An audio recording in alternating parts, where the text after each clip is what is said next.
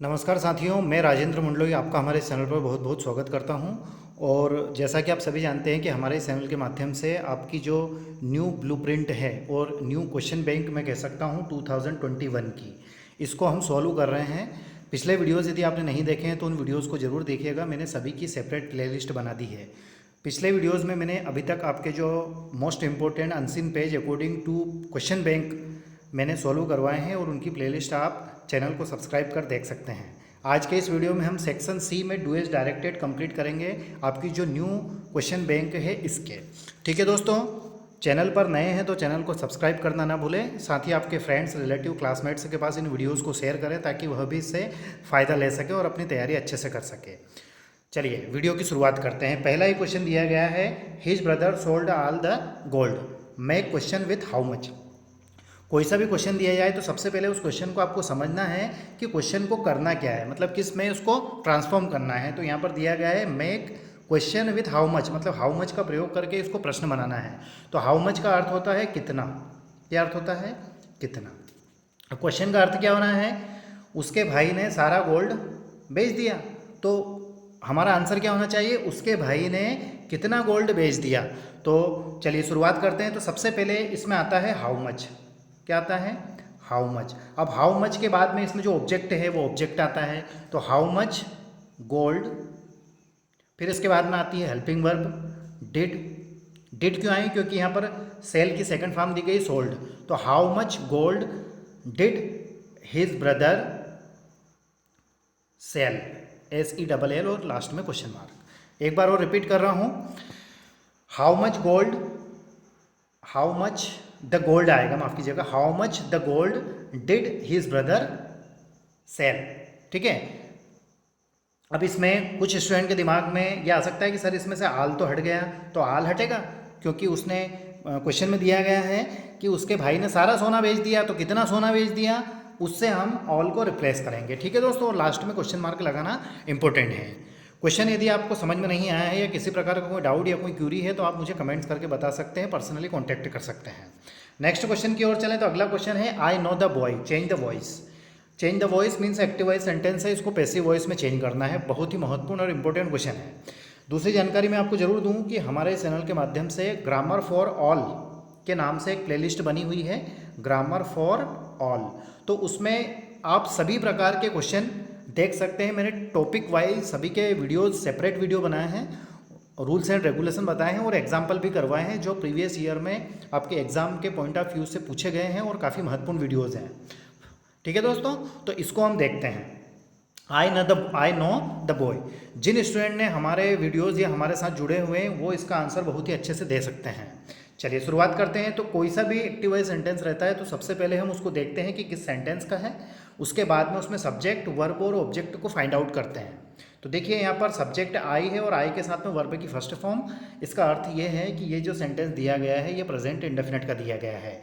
अब जब हम इसको पैसिव वॉइस करेंगे तो इसके आगे वाले टेंस अर्थात प्रेजेंट कंटिन्यूअस के हेल्पिंग वर्ब का प्रयोग करेंगे जो होती है इज, एम और आर। ठीक है। उसके बाद में जो ऑब्जेक्ट है सब्जेक्ट के स्थान पर, सब्जेक्ट ऑब्जेक्ट के स्थान पर और वर्ब की थर्ड फॉर्म।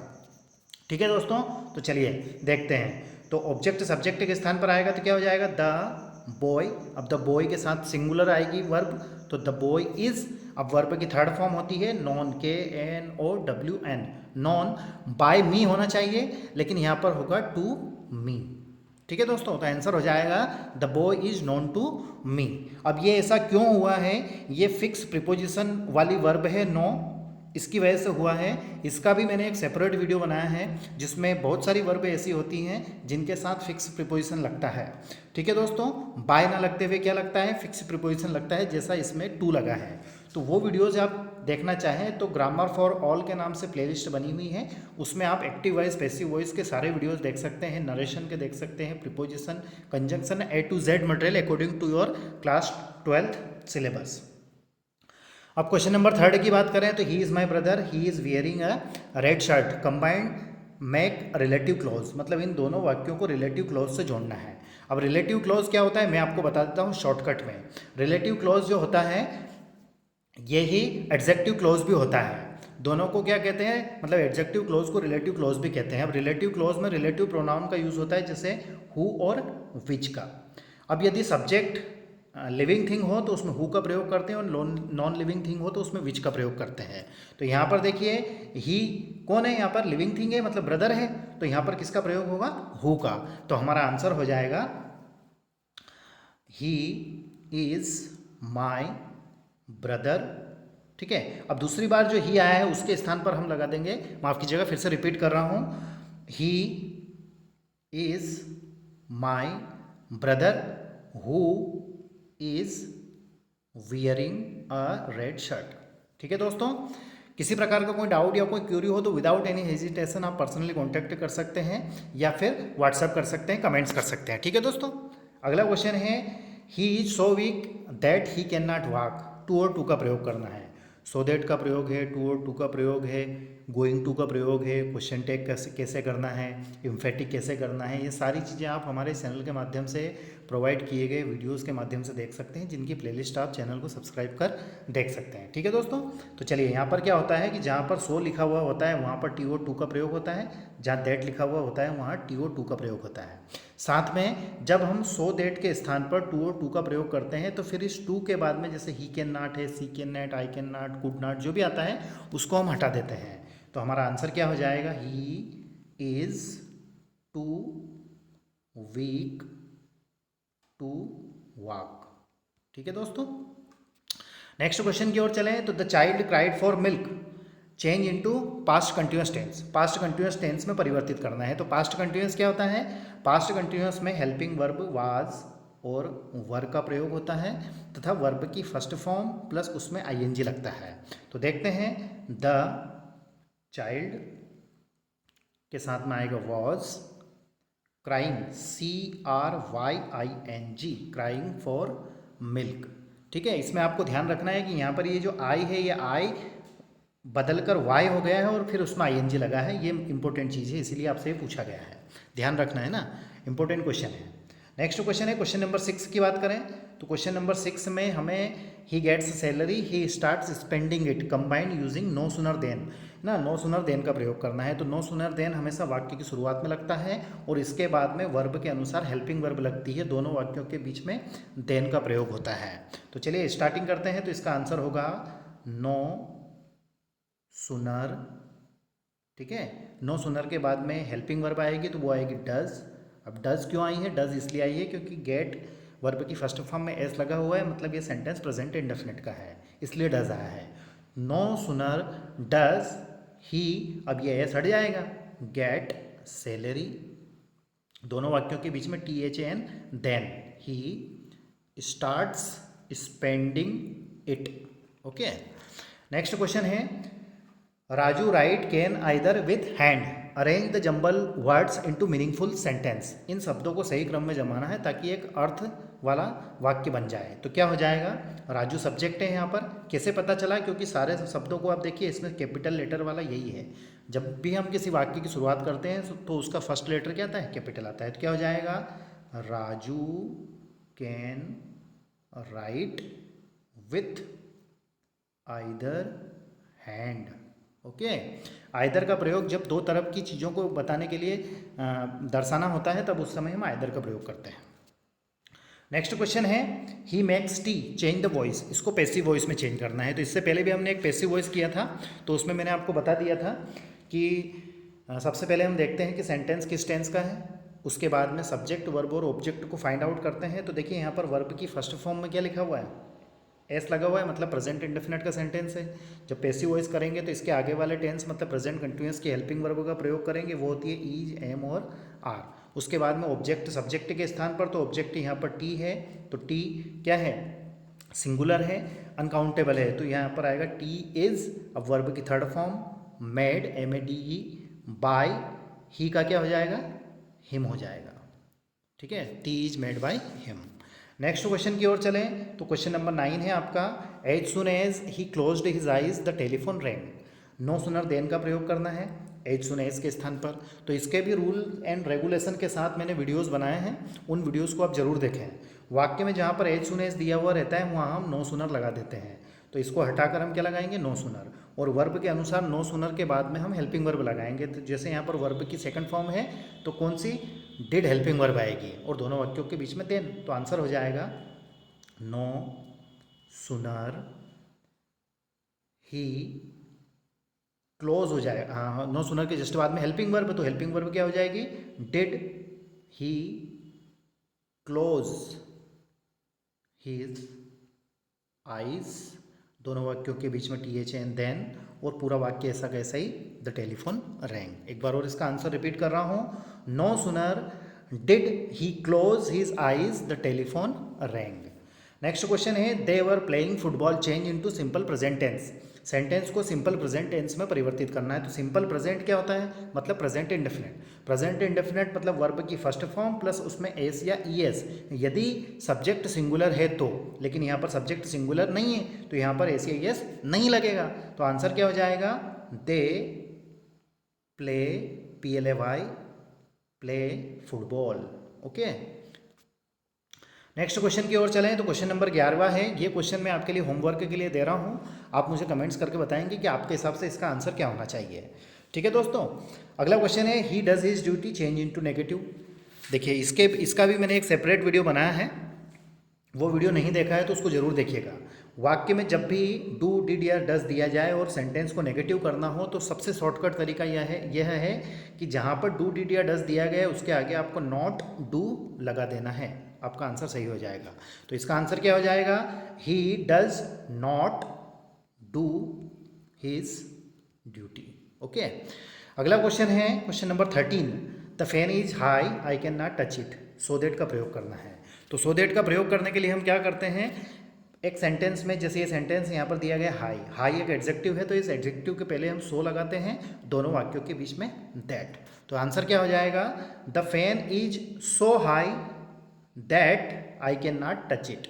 ठीक है, सो दैट, टू और टू सभी के सेपरेट वीडियोस मैंने बनाए हैं ना, उनको जरूर देखिएगा। नेक्स्ट क्वेश्चन है, if you do not work hard you will fail. Unless का प्रयोग करना है इफ़ के स्थान पर। तो जहाँ पर इफ़ दिया गया है वहाँ पर अनलेस लगा देंगे, और वाक्य से जब इफ़ हटता है तो वाक्य में यदि डू नॉट, डिड नॉट या डज नॉट दिया जाता है तो वो भी हटता है। तो आंसर हो जाएगा unless you work hard you will fail. ठीक है दोस्तों, नेक्स्ट क्वेश्चन है, Sita does not sing, Sita does not dance. Join sentences using neither nor. Neither nor का अर्थ होता है ना तो ये और ना ही ये।